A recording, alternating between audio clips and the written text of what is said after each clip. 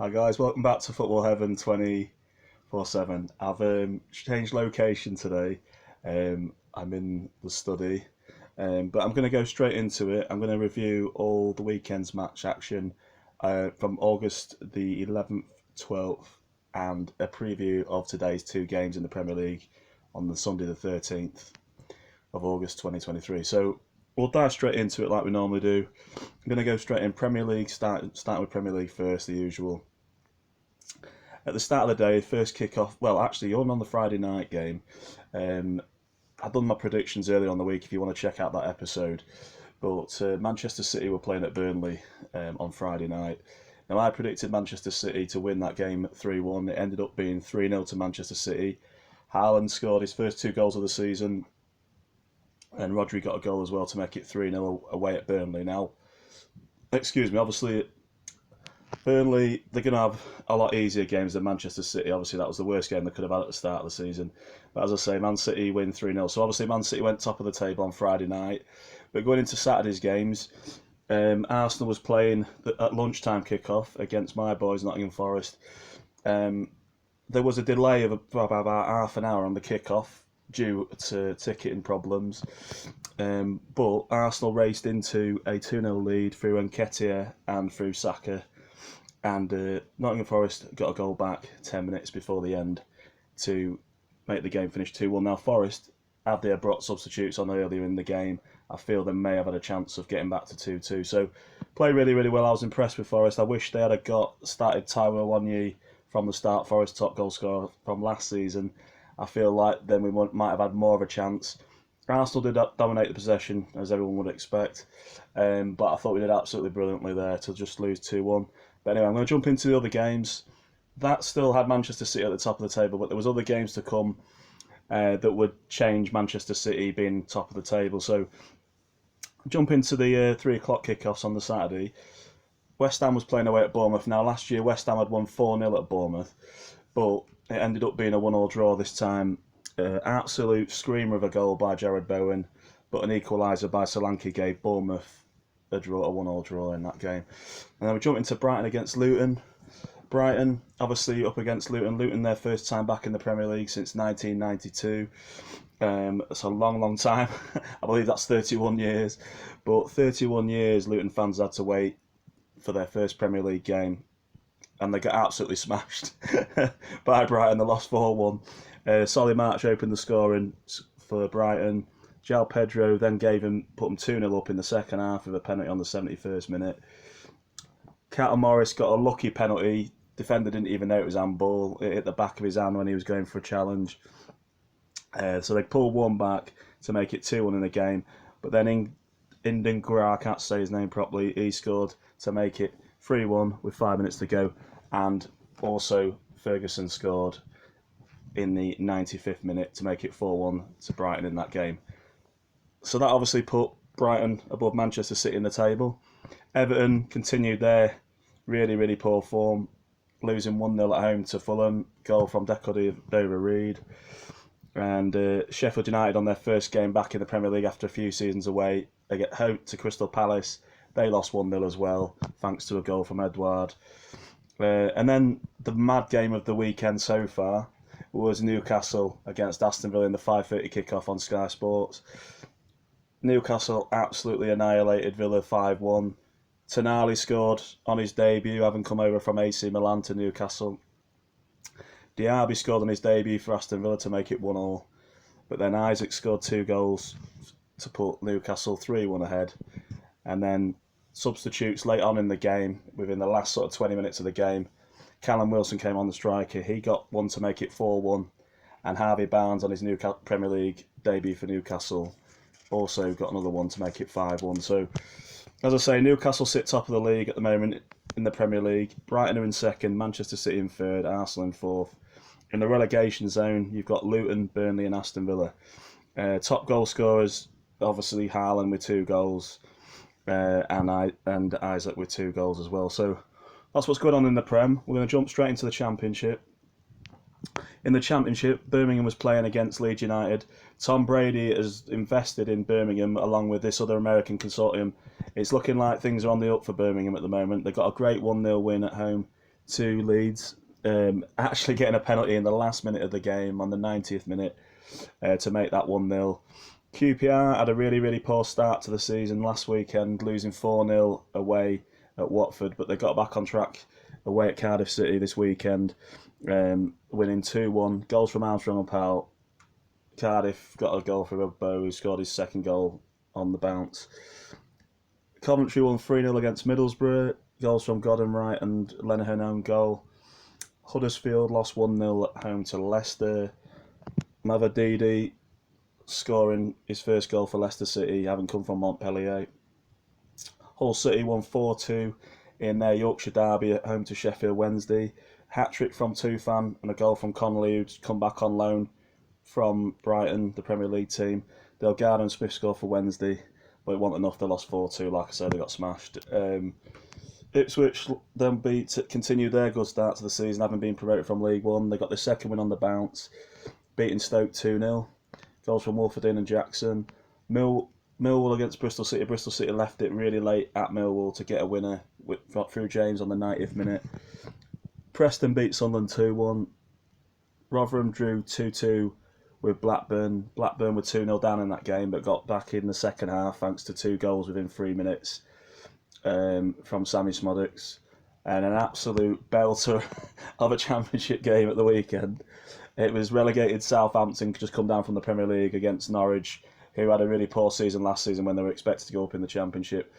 But it ended in an absolute thriller in that game, a 4-4 draw. Sargent got the scoring going for Norwich to put them 1-0 up. Then Naraki equalised. Then Adam Armstrong put them ahead to make it 2-1. Then Gabriel Sara made it 2-2. Then Rowe, a young graduate from the academy at Norwich, put Norwich 3-2 up. Then Adams equalised to make it 3-3, Che Adams. And then Fashnash scored to make it 4-3 with 6 minutes to go for Norwich. And then Che Adams scored in the stupid... not Che Adams. Adam Armstrong got his second goal in the 97th minute of the game to make it 4-4 in that game. So an absolute mental game in the Championship between Southampton and Norwich, 4-4. Watford and against Plymouth. Watford absolutely smashed QPR 4-0 last week, but they weren't able to get any more goals this weekend in a boring 0-0 draw against Plymouth. And finally in the Championship, West Bromwich Albion beat Swansea 3-2. So looking at the table, at the top after 2 games, it's Ipswich Town doing absolutely fantastic. Bookies at the start of the season said Ipswich were going to be up there in the top, at least in the top 5 or 6, and it's proving that might be the case at the moment. Obviously, still a long way to go. There's still another 44 games to go in the Championship, so it's flipping ages before anything's decided. Leicester, though, was sitting in second. They got 2 wins from their first 2 games back down in the Championship after getting relegated from the Prem. And in the playoff zone in the Championship, it's Watford, Plymouth. Plymouth having a great start, obviously having come from League One as well. Norwich and Southampton in those playoff places. And then you're going down to relegation area. You've got Sheffield Wednesday, Huddersfield and Middlesbrough down the bottom. Middlesbrough had a really bad start, lost the first 2 games. Bit of a surprise, but everyone knows in the Championship a team can be down near the relegation zone at Christmas time and still make the playoffs. So pretty crazy there in the Championship. That's what's going on there. Jumping into League One. League One, Bristol Rovers were at home to Barnsley and they drew 1-1 in that game. Burton lost 3-0 at home to Derby in a Midlands derby there. Literally, I think there's only something daft like about 8 or 9 miles between those 2 teams.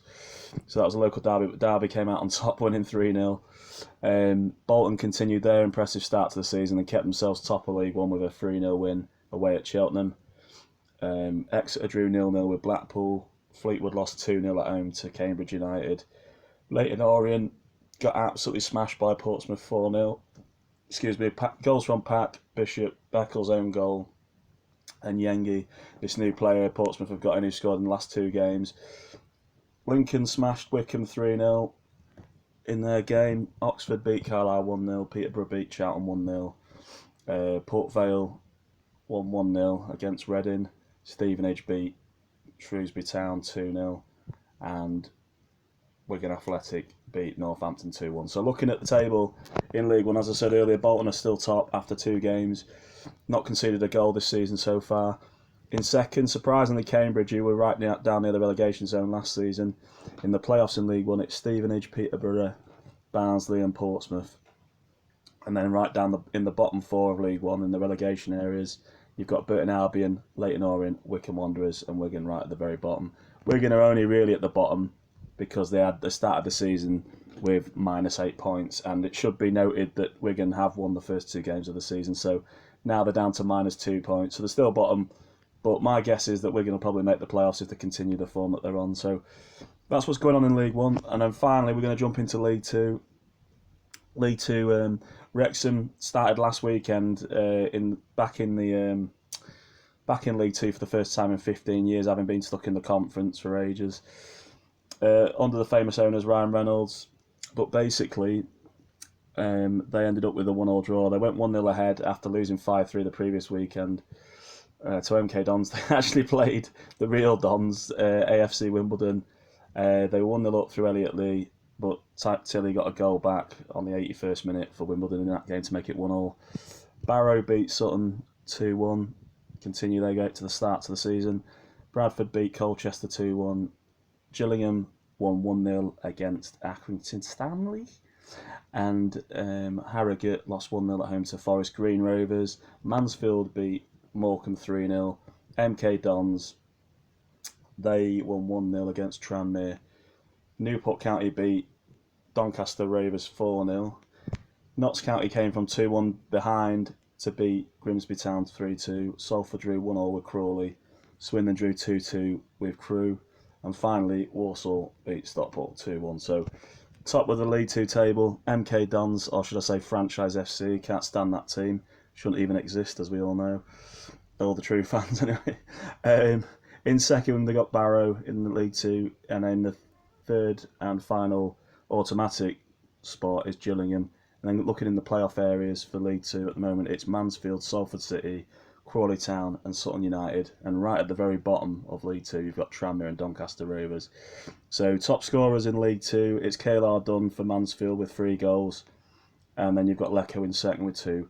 I should point out, in League One, the top goal scorer is Devante Colster with 3 goals after Barnsley winning 7-0 the other weekend. So, yeah, that's what's going on in all the leagues. But as I say, the craziest games of the weekend was definitely in the Championship. Southampton drawing with Norwich 4-4. That gets my star game of the weekend so far. And I should also point out, obviously, Newcastle as well, starting the season. Absolutely crazy. 2 of their new players, Tonali and Harvey Barnes, getting on the score sheet in a 5-1 victory against Aston Villa. Absolutely insane stuff.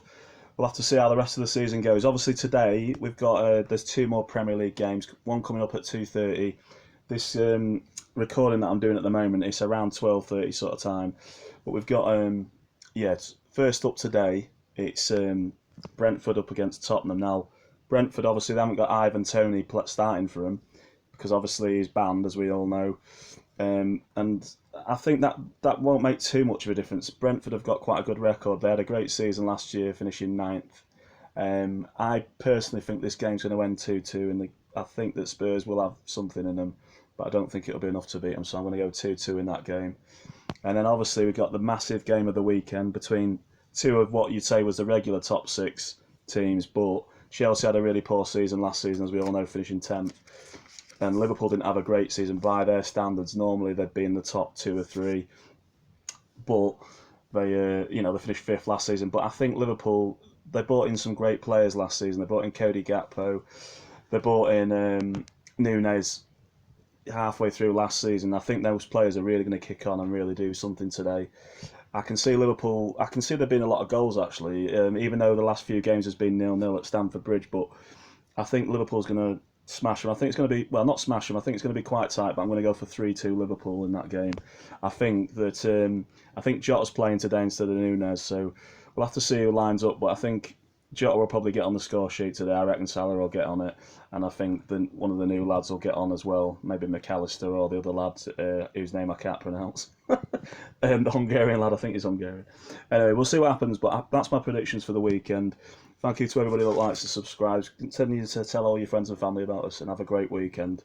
And also tomorrow I will be doing covering predictions for next weekend's football. All right, bye for now.